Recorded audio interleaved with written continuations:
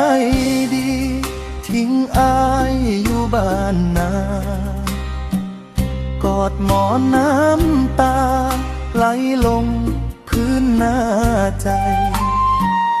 คำว่าฮักแท้ที่เคยเว้าไว้มันเป็นจังใดคือบ่เหลือความหมายอ้ายมันคนจนบ่คู่ควรกับไผแต่หูบ่ว่าใจมันฮักเจ้าหลายถึงเจ้าสิอยู่เมืองไกลแค่ไสคนบ้านหน้าห้องไห้คิดฮอดเจ้าเด้อ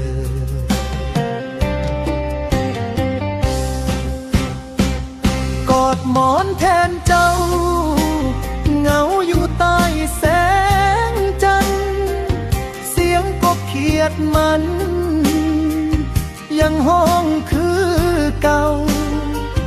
ทุ่งนาคืนนี้บ่มีสองเฮาเหลือแต่อ้ายเหงากับเงาฉันลำพัง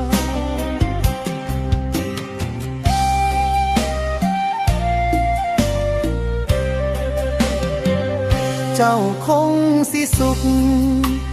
อยู่กรุงศรีวิไลลืมคนบ้านไกลที่เคยนั่งเคียงข้างเสียงแค้นเป่าลมแทนคำอ้าย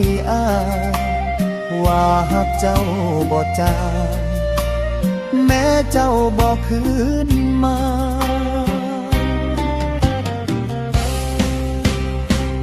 บ่เป็นหยังดอกน้องอ้ายสิขออวยพรให้เจ้าไปต่อ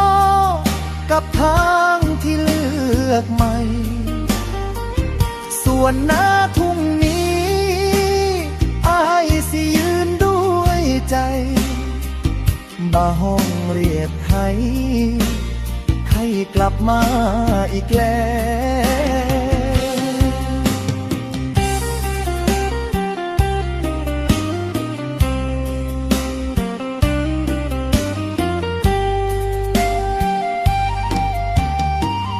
จากนี้สิเลิกกอดหมอนแทนเจ้า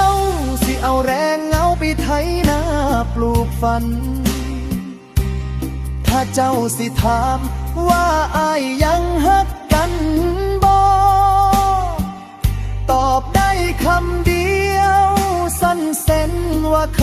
ยฮักหลาย